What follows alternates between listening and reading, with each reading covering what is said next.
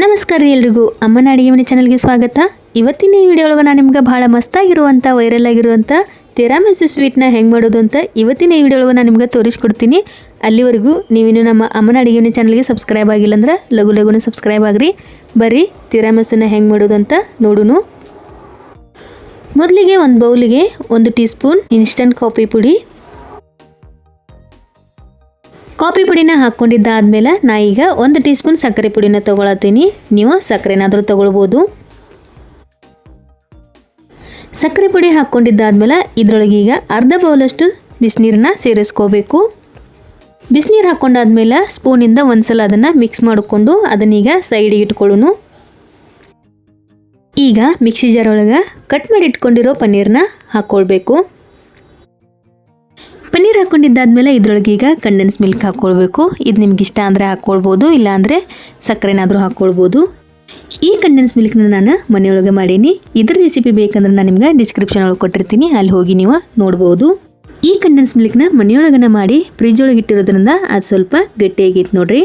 ಈಗ ಇದ್ರೊಳಗೆ ನಾನು ಚಾಕ್ಲೇಟ್ ಎಸೆಲ್ಸ್ನ ಆ್ಯಡ್ ಮಾಡ್ಕೊಳತ್ತೀನಿ. ಯಾಕಂದ್ರೆ ಹಾಲಿನ ಫ್ಲೇವರ ಜಾಸ್ತಿ ಬರಬಾರ್ದು, ತಿನ್ನುವಾಗ ಹಾಲಿನ ಥರ ಅನ್ನಿಸ್ಬಾರ್ದಂತ ನಾನೀಗ ಚಾಕ್ಲೇಟ್ ಎಸೆಲ್ಸ್ನ ಹಾಕ್ಕೊಂಡು ಮಿಕ್ಸಿಗೆ ರುಬ್ಕೊಂಡು ತೊಗೊಂಡು ಬಂದನಿ.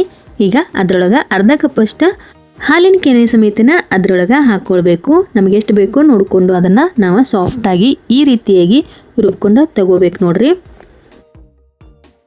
ರುಬ್ಕೊಂಡಾದ್ಮೇಲೆ ನೋಡ್ರಿ ಈಗ ನಾನು ಈ ರೀತಿ ಒಂದು ಬಾಕ್ಸ್ ತೊಗೊಂಡನಿ. ಅದ್ರ ಜೋಡಿನ ನಾವು ಮೊದಲ ಸಕ್ಕರೆ ಮತ್ತು ಕಾಫಿ ಪುಡಿ ಹಾಕಿ ತೆಗೆದಿಟ್ಕೊಂಡಿದ್ದ ಬೌಲ್ನ ಈಗ ತಗೋಬೇಕು ನೋಡ್ರಿ.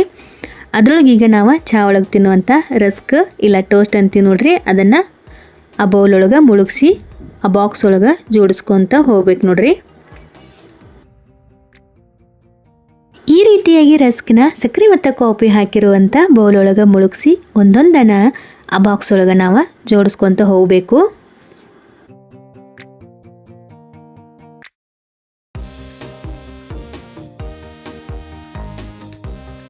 ಎಷ್ಟು ಟೋಸ್ಟ್ ಅದರೊಳಗೆ ಕುಂಡಿರ್ತಾವೆ ನೋಡ್ರಿ, ಅಷ್ಟನ್ನು ಹಾಕ್ಕೊಂಡಾದ್ಮೇಲೆ ಅದನ್ನು ಇನ್ನೊಂದು ಸಲ ಜೋಡಿಸ್ಕೊಂಡು ನಾವು ರುಬ್ಬಿಟ್ಕೊಂಡಿರುವಂಥ ಪನ್ನೀರ್ ಕ್ರೀಮ್ ಏನಿತ್ತು ನೋಡ್ರಿ, ಅದನ್ನು ಈಗ ಈ ಟೋಸ್ಟ್ ಮೇಲೆ ಹಾಕ್ಕೊಳ್ಬೇಕು ನೋಡ್ರಿ. ಈ ರೀತಿಯಾಗಿ ನಾವು ಟೋಸ್ಟ್ ಮ್ಯಾಗ ಹಾಕೋಬೇಕ್ರಿ ಅದನ್ನು.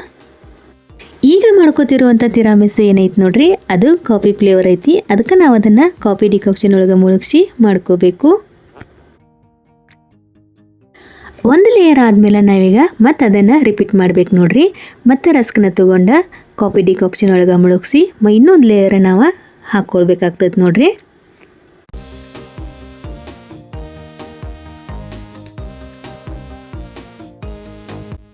ನಿಮಗೆ ಯಾವ ಫ್ಲೇವರ್ ಇಷ್ಟ ಆಗ್ತೈತೆ ನೋಡ್ರಿ ಅದನ್ನು ನೀವು ಮಾಡ್ಕೊಳ್ಬೋದು. ಅಂಗಡಿ ಒಳಗೆ ಸಿಗುವಂಥ ಪಿಸ್ತಾ ಫ್ಲೇವರ್ ಆದರೂ ಮಾಡ್ಕೊಳ್ಬೋದು, ಇಲ್ಲಾಂದರೆ ರೋಸ್ ಮಿಲ್ಕ್ ಫ್ಲೇವರ್ನು ಕೂಡ ನೀವು ಮಾಡ್ಕೊಳ್ಬೋದು.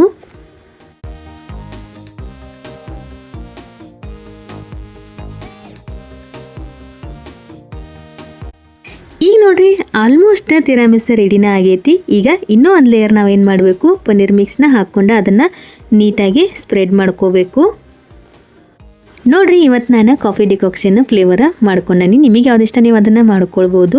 ಈಗ ನೋಡ್ರಿ 2 ಲೇಯರ್ ಕೋಟಿಂಗ್ ಆದಮೇಲೆ ಇದ್ರ ಮೇಲೆ ನಾವು ಕೊನೆಯದಾಗಿ ಏನು ಮಾಡ್ಬೇಕಂದ್ರೆ ಕೋಕೋ ಪೌಡ್ರನ್ನ ಸ್ಪ್ರಿಂಕಲ್ ಮಾಡ್ಕೋಬೇಕು. ಈ ರೀತಿಯಾಗಿ ಕೋಕೋ ಪೌಡ್ರನ್ನ ಅದರ ಮೇಲೆ ಸ್ಪ್ರಿಂಕಲ್ ಮಾಡ್ಕೋಬೇಕು ನೋಡ್ರಿ. ಈ ಸ್ವೀಟ್ ಮಾಡೋದು ಭಾಳ ಅಂದ್ರೆ ಭಾಳ ಈಜಿ ಐತಿ. ನೀವು ಇದನ್ನು ಮನೆಯೊಳಗನ ಭಾಳ ಕಡಿಮೆ ಟೈಮ್ ಒಳಗೆ ಮಾಡ್ಕೊಂಡು ತಿನ್ಬೋದು ನೋಡ್ರಿ. ಹೊರಗಡೆಯಿಂದ ತಂದು ತಿನ್ನೋದಕ್ಕಿಂತ ನೀವು ಮನೆಯೊಳಗನೆ ಮಾಡ್ಕೊಂಡು ತಿಂದ್ರಿ ಅಂದರೆ ನಿಮ್ಮ ಹೆಲ್ತಿಗೂ ಭಾಳ ಚಲೋ ನೋಡ್ರಿ. ಕೋಕೋ ಪೌಡ್ರನ್ನ ಸ್ಪ್ರಿಂಕಲ್ ಮಾಡ್ಕೊಂಡಿದ್ದಾದ್ಮೇಲೆ ಬಾಕ್ಸ್ನ ಕ್ಲೋಸ್ ಮಾಡಿ ನಾವು ಇದನ್ನು ರೆಫ್ರಿಜರೇಟರ್ ಒಳಗೆ 3 ರಿಂದ 4 ತಾಸು ಇಡಬೇಕು ನೋಡ್ರಿ.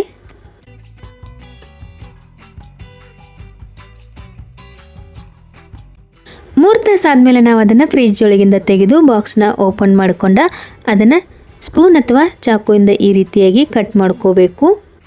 ಕಟ್ ಮಾಡಿರುವಂಥ ಪೀಸ್ನ ಒಂದು ಪ್ಲೇಟಿಗೆ ಹಾಕ್ಕೊಂಡ್ರಿ ಅಂದ್ರೆ ಮಸ್ತಾಗಿರುವಂಥ ತಿರಾಮಿಸು ಸ್ವೀಟ್ ರೆಡಿ ಆಯ್ತು ನೋಡ್ರಿ.